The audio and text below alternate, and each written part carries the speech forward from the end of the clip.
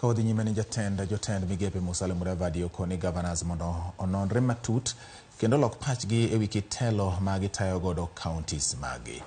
Mudavadi okwayo jotelo duto nyaka mago matiyo e piny owacho mamalo mondo tim makare mar kelo dongruok e sectors magitiye.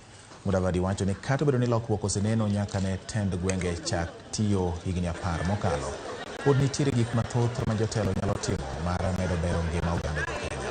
Mudavadi noloso e kinde yango romo mar gavanas madhi nyime e boma ma Eldoret, kama owacho ni kata obedo ni jotelo osetemo tiyo makare, achiedh nade kaka gope ma piny owacho ni godo, weche mag bajet kod ndiko jotich moromo pod ng'iko chenro mag dongruok e pacho ka. That if the 2010 Constitution is the crown for the country, then devolution is the critical jewel in that crown. So the question that we all go away asking ourselves is, if you're a governor and you have your administration in your county,